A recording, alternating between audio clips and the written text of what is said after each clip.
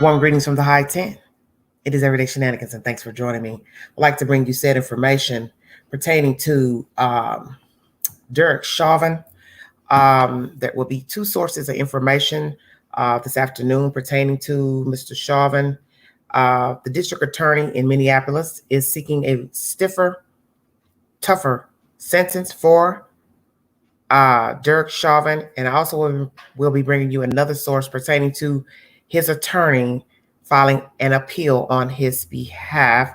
And my second update will be pertaining to the Knoxville, Tennessee teen who was killed in a bathroom at the high school, the local high school, Austin East Magnet High School. And those will be the said updates for this live. Thank you all so much. Hello, Wesley. How you doing? Dama Dozen, how you doing? Thank you all so much. Hope you all are well. If you want to donate to the channel, $ Big Angie 129 Cash App, and all super chats are welcome during the live. Thank you all so much for joining me. My first source is NBC News. Prosecutors seek tougher sentence for Derek Chauvin and George Floyd's death. Defense attorney Eric Nelson is opposing a tougher sentence, saying the state has failed to prove that those aggravating factors, among others, existed when Chauvin arrested Floyd on May 25th. Prosecutors are asking a judge to give Derek Chauvin a more severe penalty than state guidelines call for when he is sentenced in June for George Floyd's death, arguing in court documents filed Friday that Floyd was particularly vulnerable and that Chauvin abused his authority as a police officer. Defense attorney Eric Nelson is opposing a tougher sentence, saying the state has failed to prove that those aggravating factors, among others, existed when Chauvin arrested Floyd on May 25th. Chauvin, who was white, was convicted last week for second-degree unintentional murder, third-degree murder, and second-degree manslaughter for pressing his knee against Floyd's neck for 9.5 minutes, as the black man said he couldn't breathe and went motionless. Even though he was found guilty of 3 counts under Minnesota statutes, he'll only be sentenced on the most serious one, second-degree murder. While that count carries a maximum sentence of 40 years, experts say he won't get that much. Prosecutors did not specify how much they would seek for Chauvin. Under Minnesota sentencing guidelines, the presumptive sentence for second-degree unintentional murder for someone with no criminal record like Chauvin would be 12.5 years. Judges can sentence someone to as little as 10 years and 8 months or as much as 15 years and still be within the advisory guideline range. To go above that, Judge Peter Cahill would have to find that there were aggravating factors, and even if those are found, legal experts have said Chauvin would likely not face more than 30 years. In legal briefs filed Friday, prosecutors, and this was several days ago that this article was uploaded, prosecutors said Chauvin should be sentenced above the guideline range because Floyd was particularly vulnerable with his hands cuffed behind his back as he was face down on the ground and that he was intoxicated. They noted that Chauvin held his position even after Floyd became unresponsive and officers knew he had no pulse. Prosecutors also said Chauvin treated Floyd with particular cruelty. Hold on one second. Jumped off there. He was treated with particular cruelty during the lengthy restraint, saying Chauvin inflicted gratuitous pain and caused psychological distress to Floyd and to bystanders. Defendant continued to maintain his position atop Mr. Floyd, even as Mr. Floyd cried out that he was in pain, even exclaimed 27 times that he could not breathe, and even as Mr. Floyd said that defendant's actions were killing him. Prosecutors wrote, they added that he stayed in position as Floyd cried out for his mother, stopped speaking, and lost consciousness. Defendant thus did not just inflict physical pain. He caused Mr. Floyd psychological distress during the final moments of his life, leaving Mr. Floyd helpless as he squeezed the last vestiges of life out of Floyd's body, prosecutors wrote. They also said that Chauvin abused his position of authority as a police officer, committing his crime as part of a group, 3 or more people, and that he pinned Floyd down in the presence of children, including a 9-year-old girl who testified at trial that watching the restraint made her sad and kind of mad. Nelson disagreed, writing that Mr. Chauvin entered into the officer's encounter with Mr. Floyd with legal authority to assist in effecting the lawful arrest of an actively resisting criminal suspect. Mr. Chauvin was authorized under Minnesota law to use reasonable force to do so. Nelson said Floyd was not particularly vulnerable, saying he was a large man who was struggling with officers. He wrote that courts have typically found particular vulnerability if the victims are young or perhaps sleeping when a crime occurs. Nelson also said Floyd was not treated with particular cruelty, saying that there is no evidence that the assault perpetrated by Chauvin involved gratuitous pain that's not usually associated with second-degree murder. The assault of Mr. Floyd occurred in the course of a very short time, involved no threats or taunting, such as putting a gun to his head and pulling the trigger, and ended with EMS finally responded to officers' calls, Nelson wrote. He also said the state hasn't proved that any of the other officers actively participated in the crime for which Chauvin was convicted. Those officers are scheduled to face trial on aiding and abetting charges in August.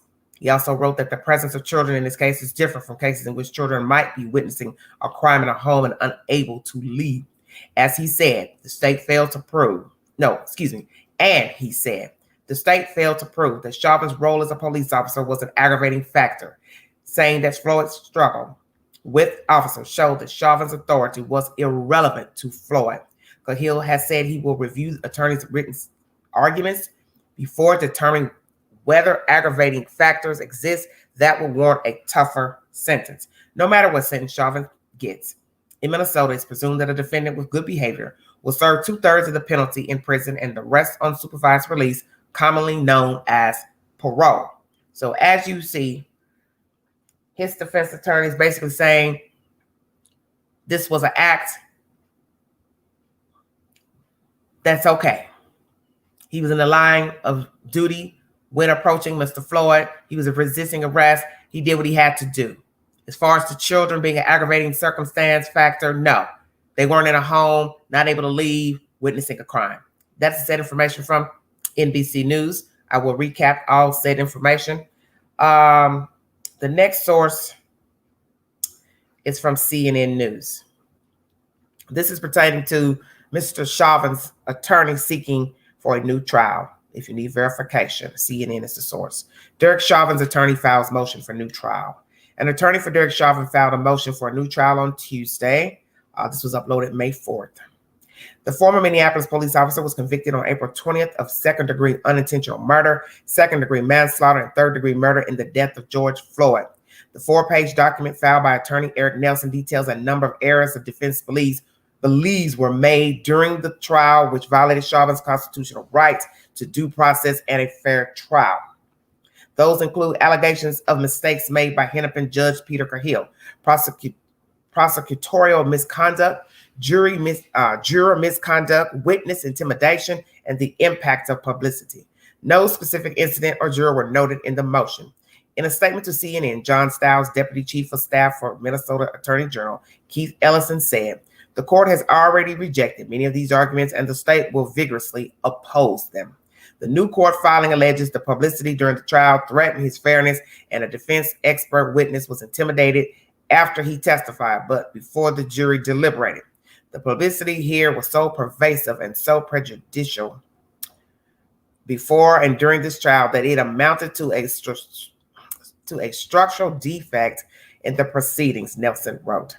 Nelson accused the jury of committing misconduct and may have felt threatened or intimidated, felt race-based pressure during the proceedings, and or failed to adhere to instructions during deliberations, the motion read. The court abused its discretion in not granting a change of venue or sequestering the jury, the court filing says. The court also abuses discretion when it submitted instructions to the jury that failed to accurately reflect the law in reference to the second-degree unintentional murder, third-degree murder, and authorized use of force, the document read. Nelson also wrote the prosecutors committed misconduct, including but not limited to disparaging the defense, improper vouching, and failing to adequately prepare its witnesses.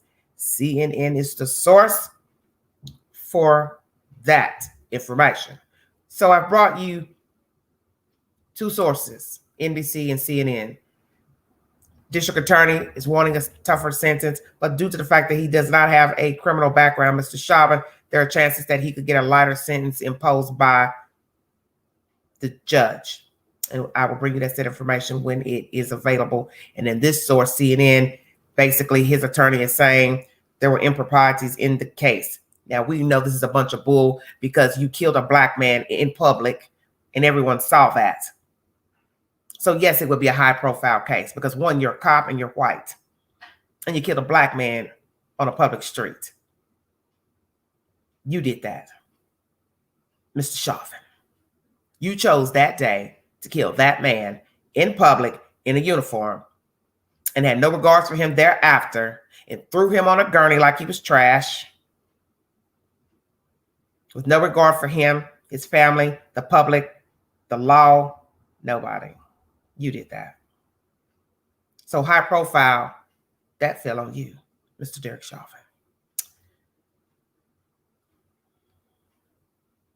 My next source of information is pertaining to the Knoxville teen that was murdered inside of a bathroom at Austin East Magnet High School, killed, whichever word you like to use, pertaining to his death.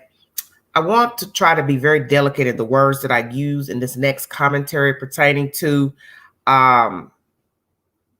this case, because there are many people who feel like he was murdered on that fateful afternoon in the high school bathroom.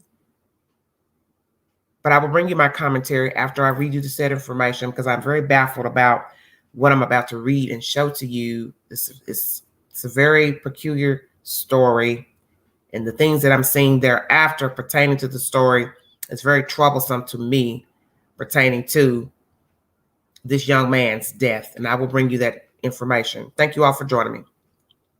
This is by the Daily Mail. Revealed.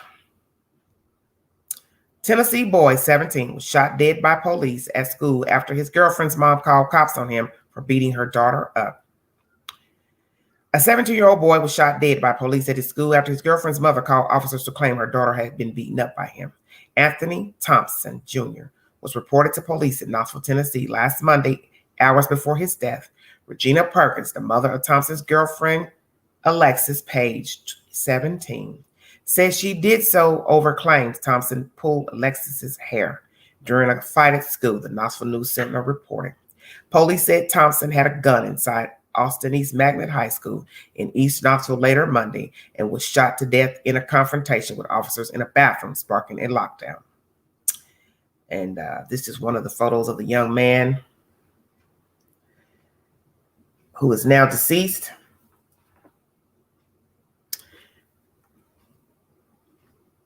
Girlfriend,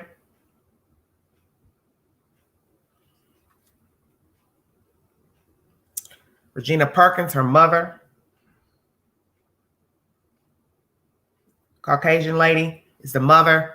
The daughter is biracial, if you need to know. This could have been prevented, Perkins told the newspaper. This is the words of the mother, Miss Perkins. That child should not be dead, and my condolences sincerely go out to Anthony's family. Perkins said Thompson and her daughter, 17-year-old Alexis Page, had dated for 9 months, but their relationship was rocky and at times violent, and the girl's mother said she wanted to separate them. My daughter honestly wanted to help him deal with everything he was going through, but I knew that things were becoming unhealthy, so I did what I could as a parent to shield her from it, explained Perkins.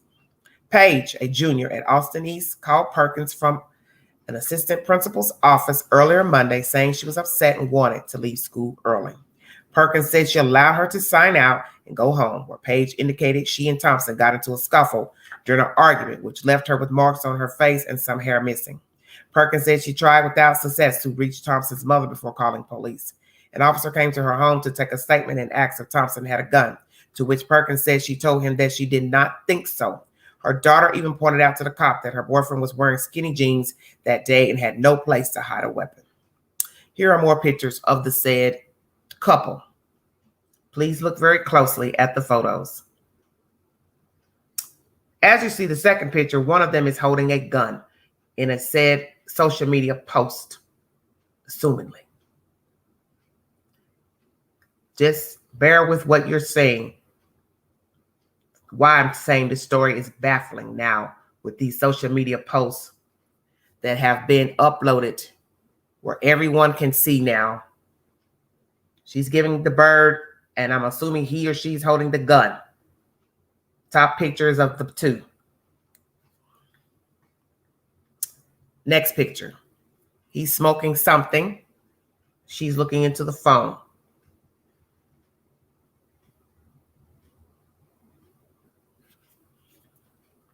Perkins also exchanged text messages with Thompson, telling him that an officer would be coming to the school.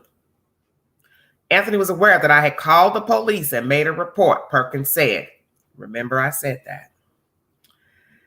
Not long after that, Perkins said she saw a helicopter above the school and learned that the school was on lockdown. The Tennessee Bureau of Investigation said police responded to a report of a possible gunman about 15 minutes before the school's 3:30 p.m. dismissal. Perkins said she now wishes she had never called police. I'm so sorry, and I never meant for anything to happen to him, Perkins said. We are mourning. My daughter is grieving the loss of her first love, and we also want answers and justice in this case. Meanwhile, Paige has been sharing videos and photos, Paige is the daughter, 17 years old, of Thompson on social media and writing posts expressing her love and longing for her baby. Emphasis. She has even had his name tattooed on her chest. Speaking at a prayer vigil a day after Thompson's death, Paige said, I just know the petty arguments aren't worth it. Pick and choose what you argue about. You never know when it's going to be your partner's time, reported WBIR. These are more photos. First photo was from the scene at the school. Next is of the young man who was no longer living, Mr. Anthony Thompson Jr. The next photo is of the young lady, girlfriend, assumingly someone else in the photo.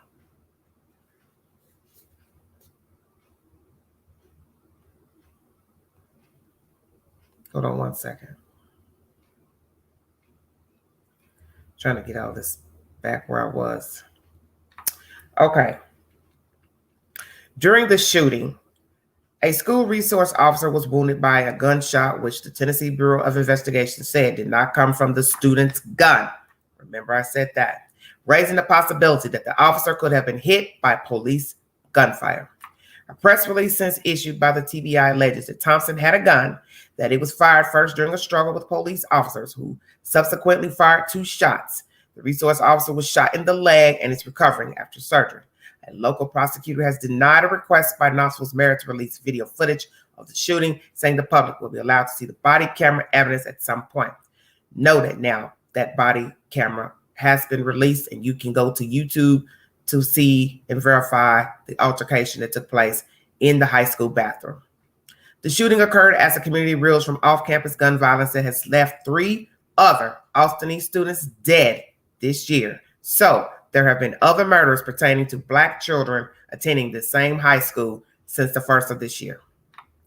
It also comes as more classrooms are reopening to students after months of remote learning during the coronavirus pandemic, a period that saw a drop in mass killings in the U.S. The nation has seen a series of mass shootings in recent weeks, including at least 4 on Sunday. This is by, hold on one second. That's something else I saw. Trying to see something else. Daily Mail. Where I have the problem, excuse me, about to knock my lamp over. Where I have the problem with this article is that there's some Black people angry that he's dead. And one of them decided to pay this mother a visit a week ago to her home, her and the daughter's home, and set the porch on fire, for those of you who have not been following my content. And yet she is still claiming that there needs to be justice in this case. She didn't mean to call the police. But see, that's the thing about life. You do what you have to do at that time. No one knew he was going to be killed in that bathroom. You told them he didn't have a gun when the police asked you in your home. You said no. Your daughter said he's wearing skinny jeans, so he had nowhere to hide a gun. But yet when they get to the school, find him in the restroom, he did have a gun. So somebody told the police he had a gun. Now, did the police assume he had a gun? Or did somebody give them the 411 that he had a gun? So let's ask ourselves, how did they know he had a gun?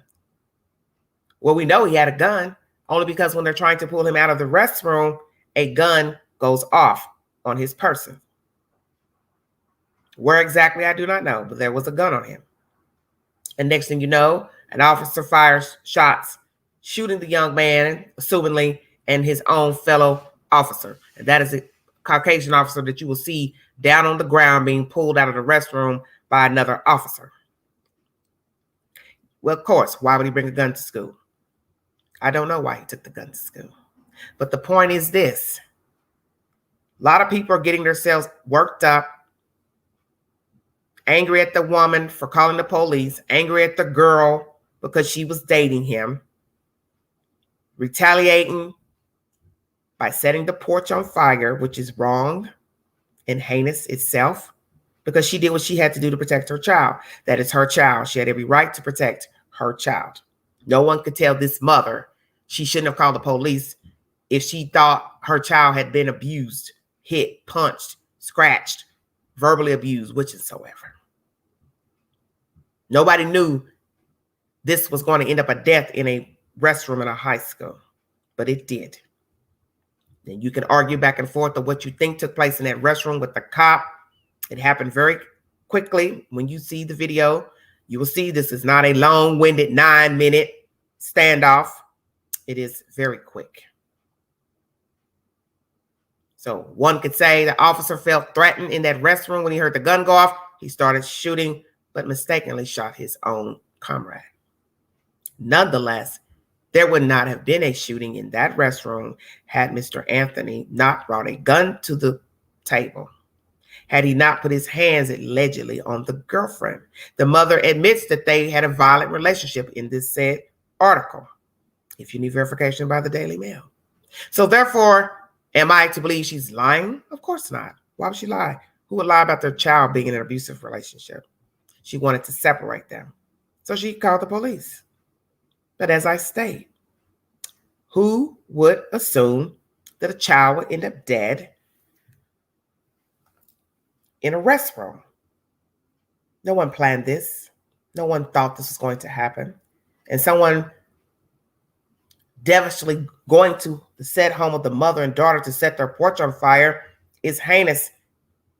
And it isn't right, because it was not her fault that there was an altercation in that restroom. She called the police because her daughter told her he had put his hands on her, and that was her right to protect her child. And no one has the right to retaliate against this woman or anyone because they're speaking up for their child. She did what was right. The problem is, why was Anthony Jr. in the school with a gun in the first place? Was he mad at her? Was he known for carrying a gun? I've asked all these questions before. Who is he? Who was he? Excuse me. Did his parents know he had a gun? Where did he get the gun from? Had he been in an altercation with somebody else? Is the reason why he's carrying a gun? Had he been bullied? Is the reason why he's carrying a gun? Why? Because you see, had Anthony not had the gun, we wouldn't be talking about this story, and he'd be alive today. He obviously had anger issues to be putting his hands on a female. That's first. 2, you carried a gun into a schoolhouse underage, no permit, license. Wrong. Somebody called and told he had a gun, and they were right on the money. When you watch the surveillance, you'll see him running through the school. So that means he had knowledge that the police was coming. She says in this article, she told him through text, I called the police on you, which I figured she had. So that goes back to, why would you stay on the campus knowing you put your hands on this girl, allegedly, your girlfriend? The mother is texting you, going back and forth about what you allegedly did to her child, tells you she's calling the police on you, and yet you still remain on the campus with a gun. With a gun. Why stay? You want to ride the rodeo out? Well, you did that, sir, and now you are deceased. And now the community, some people, African Americans, white, whomever, are in an uproar, feeling like this child was gunned down in a bathroom, but you feel to own the fact that he had a gun. And him putting his hands on the girl is what led to the police being called, which led to the police going to the school, which led for there to be alert in the hallway to find him. You see, nobody just showed up looking for Anthony because they were bored and wanted to run around the high school hallways playing duck, duck, goose with a 17-year-old. Call a spade a spade. We as African Americans have got to stop riding the train every time something bad happens to one of us and blame everybody. No, put blame where blame is due. He initiated this altercation, which led to a death of his own.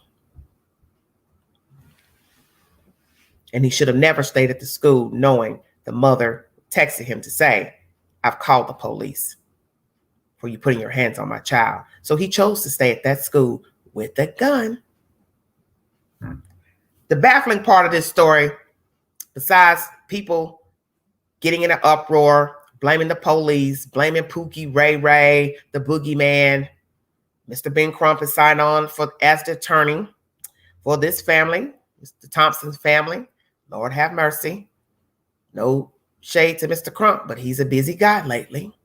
And you know that he's represented the Floyd family, the Wright family, and so many other African-American families of deceased people as of late.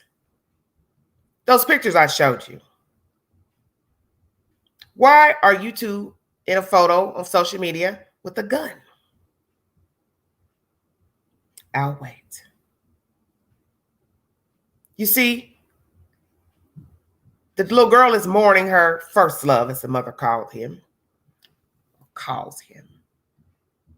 But there's a picture of you and your boyfriend, decedent now, with one of you holding the gun. I can only assume he's holding the gun. Either way, it's in the photograph of two people. One's now dead. So that alludes to the fact that you've been carrying a gun because you're sitting here holding a gun in the photo. One of you. I'll say it that way. And someone told you had a gun on that fateful afternoon, which we later find out you did because it shows the altercation in the bathroom, the body cam of the officers trying to get you out of the stall. And there's also another young man in another stall, which is believed to be his cousin, allegedly. They didn't do appropriate protocol by clearing the restroom. That is one fault of the police. The state is not filing charges against the said officers and the officer who shot Mr. Thompson. They all have been cleared in the death of Anthony Thompson Jr. So there'll be no more hoopla about that. You're welcome to decide what you think happened in that restroom. But the old saying is, one thing begets another. So beating up a girl led her to go home from school to her mother, or go home. That led the mother to call you to tell you about yourself. Then that also led her to call the police. And then that led the police to the school to find you. And then the rest is history. Now you are deceased. I think the child is misguided. This young girl, she's troubled. Her spirit is troubled because now she's tattooed his name on her chest. She's posting these pictures of him with a gun, which I think is so irresponsible and disrespectful. It's bad enough he had the gun. The gun went off in that restroom. Officer returned fire. He killed him. And then you go to social media, Miss Lady, and post a picture of you and he in a photograph with a gun, saying you miss him. He's your baby. I've got a tattoo of him on my chest. But you still got people who don't like you, Miss Lady, just because he is dead. Because people ride like that. They need somebody to blame. They blame you and your mother. So getting a tattoo of him, it's not going to solve your problems with being bullied and people not liking you, because that's just the way the world is. It's not your fault. He put his hands on you. He chose that. And I assume he's been putting his hands on you. And now you're feeling guilty and torn up. You don't know what to think, how to behave.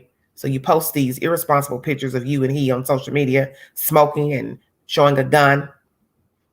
But you see, that's what got him in the mess that he's in now, which is decedent, a decedent. Because he had no business with a weapon. He's underage. He's not allowed by law to carry a weapon. Right, she thought she was cute, but it's not cute because it's disrespecting all of you that's involved in this storyline. You should not have posted those pictures, Miss Page. Yeah, the queen is saying that. It's very irresponsible on your part. You see, sometimes you have to know when to be quiet and be still. You have not learned that yet. And you don't realize that Facebook could be the death of you. So you should stop posting anything to social media under the circumstances. Give it a break. The mother feels guilty because she called initially from what her child told her Mr. Thompson had done to her at the school, scratching her face and pulling her hair out. Naturally, any mother or father would call, grandmama, auntie, whomever the guardian is. That's my child. Nobody puts their hands on my child. But then when she finds out he's dead, now she's feeling some type of way, feeling guilty. And that's understandable. Oh, Lord, what have I done? I've called the police on this boy, although he hurt my child. But he was shot in the restroom by authorities, allegedly. How did this all come about? It came about because, as my mama would say, somebody was smelling their own funk. Somebody wanted to be grown, a badass. And he went in that school with that gun and had no right to have that weapon at that school or on his person's period. Schoolhouse, no schoolhouse. So some of you out there rallying for this dead man, you should be ashamed of yourselves, because you are basically saying because he's black and because we as African Americans are profiled daily, and we are profiled by white people daily. We are being killed by white people daily, killed by the cops daily, that on this instance, it was okay for this black child of 17 to carry a gun, unregistered, unlicensed, no permit, into the schoolhouse, also condoning him beating up his girlfriend. You left that part out. You know the old saying, seek and ye shall find. And he found death in a high school bathroom. So if you think this is okay for a child to walk around with a gun, you need to have your head examined and your tail whipped. And whoever went to that house setting the porch on fire, you need your tail whipped.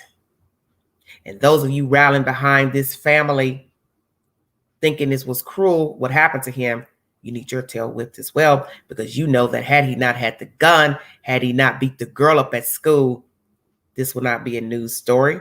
He would still be alive. And this will not be a YouTube video.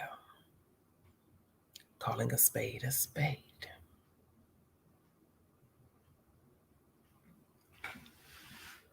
I thank you all for joining me. My prayers is for all the families involved, the school, the students, the young lady, her mother. And have mercy on the person who set the porch on fire. You had no right to violate that woman. Violate her home. That's where she lives with her child.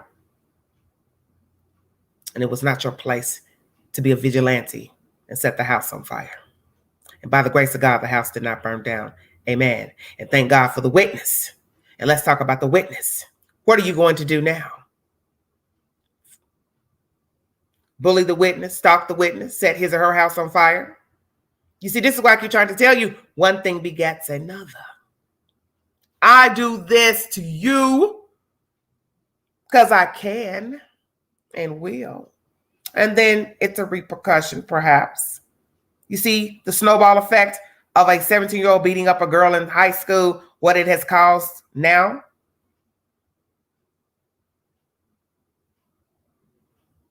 He's dead. Folks getting upset, getting their underwear all in a knot, tangled up, mad at the world. Then some vigilante goes and set the people's house on damn fire. By the grace of God, the house is still standing. Then we have to worry about if they're going to bother the neighbor, taunt the neighbor, harass the neighbor, hurt the neighbor, the eyewitness. Now the little girl is talking and showing pictures of them on social media with guns, this and that, and he's dead because of a gun that he took to the schoolhouse. So she's blinded by love. This story is nothing but utter foolishness. And some children who obviously are not reared properly.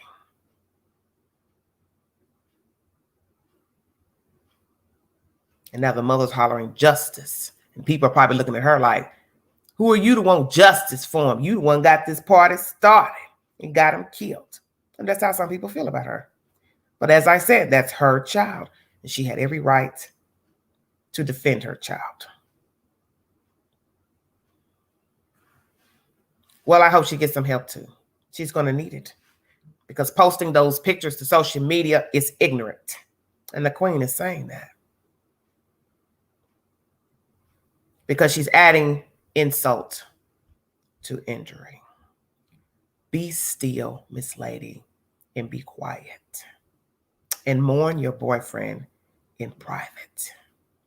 So you can move on and properly heal and make better decisions with the next guy.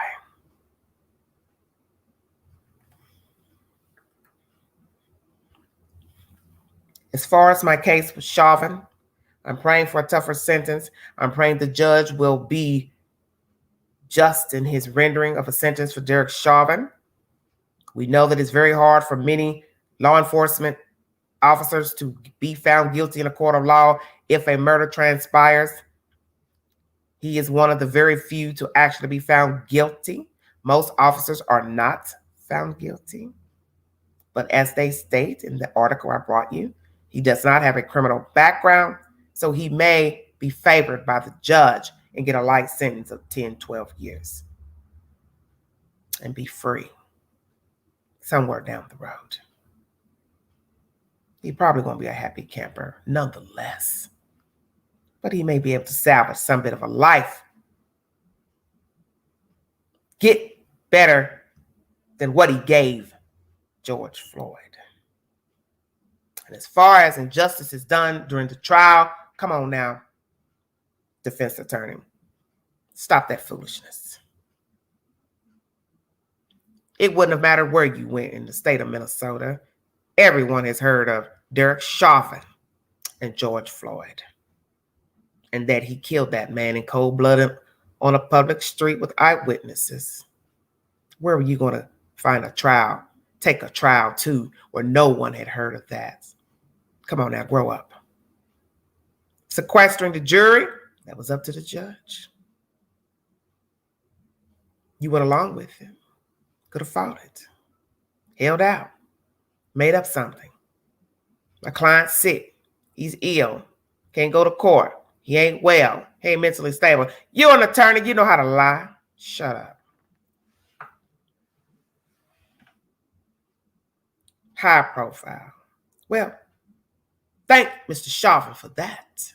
Because as I stated, he was a white man who killed a black man, an ordinary black man, in the early evening of May 25th, 2020, with eyewitnesses. Surveillance showing Mr. Floyd bebopping around, living, happy, talking, bubbly.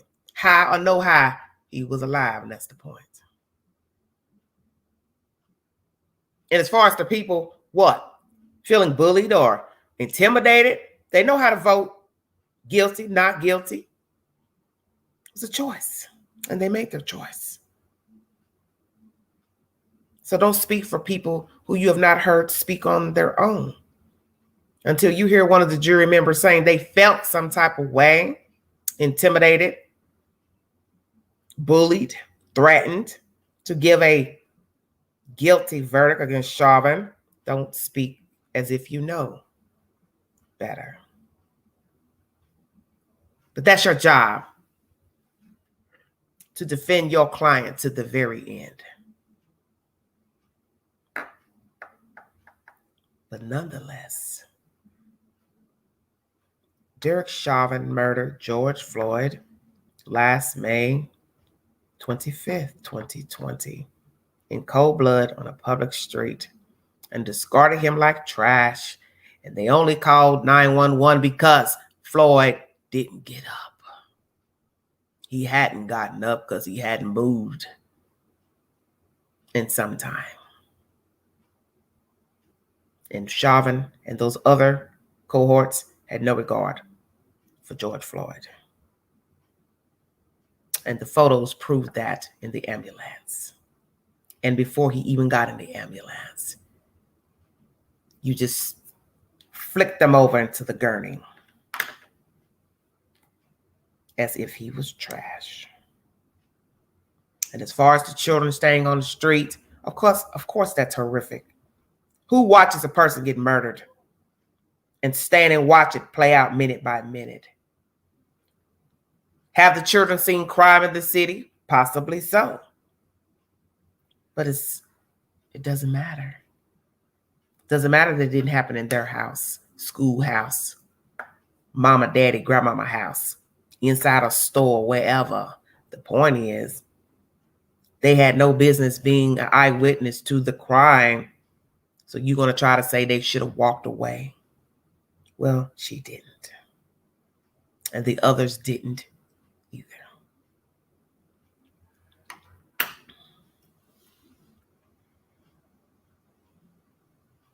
I want to thank you all for joining me. My prayers are still with the Floyd family and those who have been brutally murdered by men and women in blue unjustly. And I pray that one day someone will wake up and realize you cannot use your badge or uniform to do as you feel, to treat people as garbage, to berate people, to knee them to the neck, to shoot them on whim because you can. As far as this case in Knoxville, Tennessee, my home, it is a sick one because I feel like if the child had not gone into the schoolhouse, Mr. Thompson, we wouldn't be talking about this story right now. And some of you probably feel he was murdered in that bathroom. You're entitled to your opinion. But as I state, one thing begets another. Mr. Thompson has been carrying a gun around on him illegally as a child. And he went playing childish games and won a foolish prize, which was death. He did that to himself. And I pray the young lady gets some sense about herself and realize that you cannot post everything to social media. Social media is not for everyone, nor is it for everything. And posting pictures of you and he with a gun is so disrespectful because it shows he's carried a gun. And I don't know what the hell she was thinking, because we know she was not thinking. Prayers for Austin East High School. Prayers for the students, the staff, law enforcement, the community. Praying for all those involved. And praying that the person gets caught that set the porch on fire of the mother and the little girl, because that person had no right to set that house on fire. And by the grace of God, they still have a home. I don't know if it'll be safe for her to continue living in that neighborhood or even in the Knoxville area, because there'll always be somebody that knows somebody. And we live in a small town. This area is small. Outside of Knoxville, Tennessee is more small hillbilly towns. There's nowhere you can go unless you just go several hours up the highway. And you can't change the way people think. And I've learned in this life, people always need someone to blame. Whether you're white, black, blue, green, Arabic, Jew, Muslim, Protestant, Catholic, Christian, non-Christian, people need someone to blame. And people are blaming this lady for calling the police on Anthony. But that is her child, and she had every right to do so. No one has the right to bully her or her daughter or anyone who's doing the right thing by protecting himself, herself, their safety, their child, family's safety. A lot of you are distorted in your thinking. And that's why the world is in the shape that it's in. You do what you want, when you want, with no repercussions. Don't care if you get caught. No remorse. And that's why the world is so jacked up. because none of you have empathy.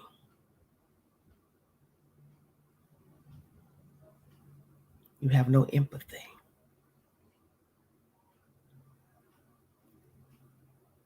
If you want to donate to the channel, $ Big Angie 129 Cash App. Thank you so much. Thank you for the mods. God bless all of you. Thank you for joining me this afternoon. When I get more information pertaining to any of these said stories of Derek Chauvin sentence, the appeal, and this story here, because they have representation by Mr. Ben Crump, the famous Black attorney, I will bring you the said information. Thank you all for joining me. God bless you. Thank you, Terry, Alicia, Danny, Air Force, for being my mod this evening. Thank you so very kindly. God bless all of you. Please stay safe. Like, share, subscribe, comment on the community post. This is Everyday Shenanigans.